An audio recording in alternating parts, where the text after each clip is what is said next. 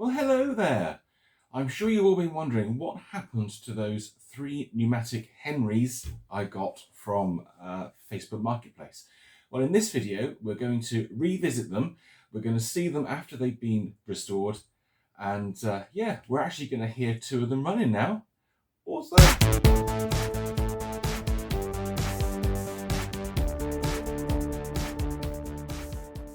Now, I have to be honest, it wasn't a particularly difficult job to restore these 3 machines. Let's start off with the easiest one, which was the 160. Here he is, looking absolutely gorgeous. They've all come up really well, I must say. The 160 was the easiest of the trio because he really didn't need anything doing to him. All I did to restore this particular cleaner was to fit him with a new bag, wash the filter and give him a scrub and a polish, and he's done, absolutely sorted. So we heard this one go in the last video, so we're not going to do that again.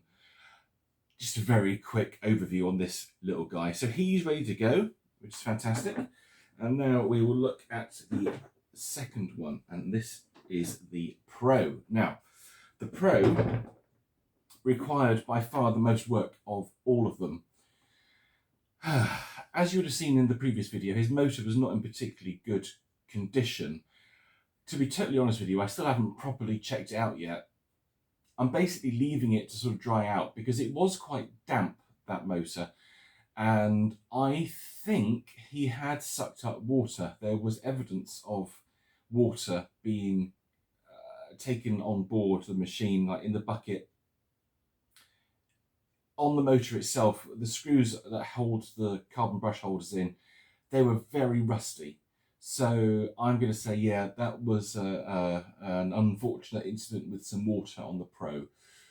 But having said that, it's fine. He's all done. He's all sorted. And what he had was a new bag, wash the filter, and he received the motor from the Hoover Breeze. So that Hoover Breeze was a fantastic buy. That went on to save 2 cleaners. The motor from the Breeze was a 700 watt unit, and I think this one was, what was it, 620. So this Pro was originally 620. So he's had a slight power increase. And I do think he's got slightly more suction and airflow than he had previously with his original 620 watt motor. It was reasonably easy to get the Breeze's motor into the Pro. All I had to do was take my Dremel and just shave off a couple of little bits of plastic inside so it would sort of go up into the head. The carbon brush holders on the Breeze motor were slightly thicker than they are on the Pro's original motor. So just a bit of plastic shaving allowed it to pass through, and it clamped down inside nicely, so it was held in place. And he's done. So yeah, do you want to hear him running? I'm sure you do. So this is a Henry with a Hoover Breeze motor in it. This is interesting, to say the least. So let's pop the power in, and we get the power light on, and let's hear him running. Nice.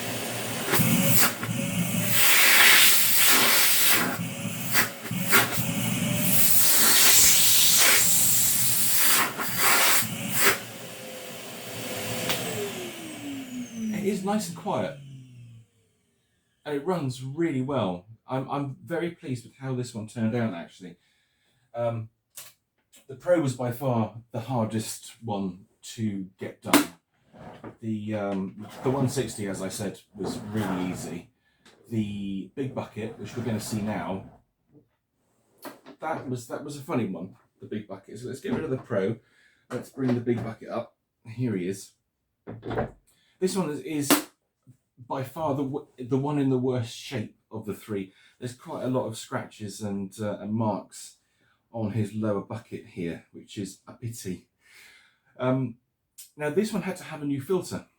I washed the other 2 filters and they came out lovely. Unfortunately, this one had been used to suck up, I think he'd been used to clear out a fireplace. That's my theory, anyway. And unfortunately, some of the coals were still hot So he sucked them up, and those hot coals had burned through the bag and gone into the filter. So the filter had loads of holes in it where these little hot rocks had burnt through. So this chap had to have a brand new filter. He's had a brand new bag. Unfortunately, as well, where the hot rocks have sort of rested in the bucket, they've melted certain points inside the bucket. You can't see it from the outside, so that's fine from a sales point of view. That's really good. But yeah, you can see where they've like hit the inside of the bucket and they've started to melt through, and you've got like burn marks, melt marks on it, which doesn't look particularly nice. But once the bag's in there and the machine's been run and the bag's inflated, it covers it all up. So even if somebody comes along to buy this machine and they take the top off, they take the filter out, oh, brand new filter, lovely, they won't see those burn marks inside, and they don't really matter anyway. There's not, it's nothing structural, it's not burnt through or anything, it's not losing any suction power, so that's fine.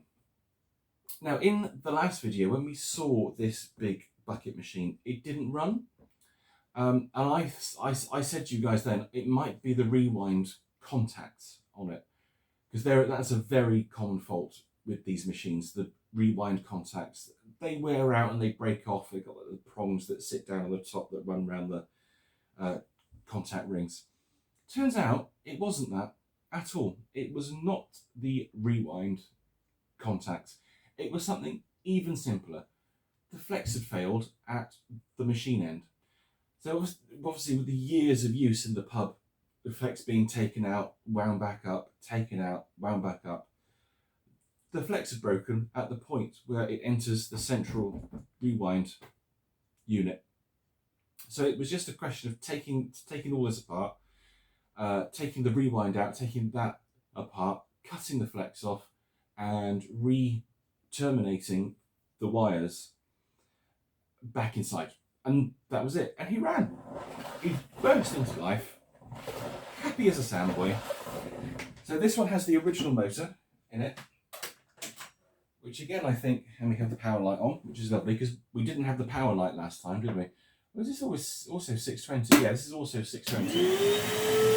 And he runs.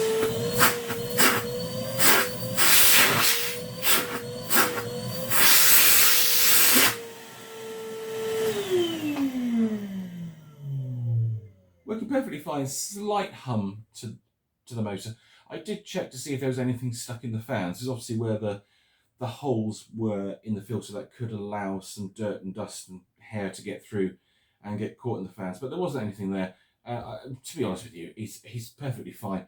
What year was this one? 2016. So this little chap's 6 years old. As I say, by far the one that's not in the best condition. You can tell that he's really been used. So I don't think this is going to be a £60. I think I might get 50 quid for this one. But I shall give it a go. I'll get what I can.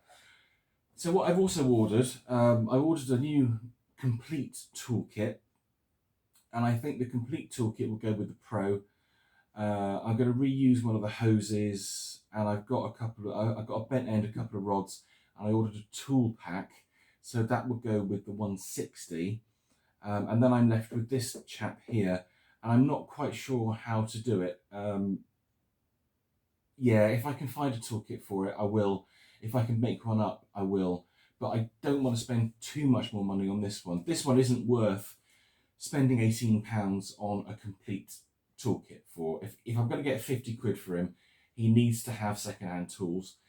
And in some ways, it might be better to put the tools that I was planning with the 160 with this one. But I kind of need to sit down and work it out and like do my sums on it and work out what's the best toolkit to go with which machine. I mean, definitely the brand new toolkit needs to go with the Pro, definitely. Yeah, but overall, I'm quite pleased with how the trio turned out. So now it's time for me to stop waffling on and to start writing some adverts for Facebook Marketplace. And these boys need to be sold so I can get some money in, because that would be nice. Christmas is coming. Gonna need to buy some presents. No, I'm not gonna do that. But anyway, thank you guys for watching. Always appreciate you. Don't forget to do the usual commenting, subscribing and liking. It really helps me out. It helps the channel to grow as well. And yeah, I'll see you in the next video. No idea what it's going to be, but yeah, I'll see you then. You take care. Bye.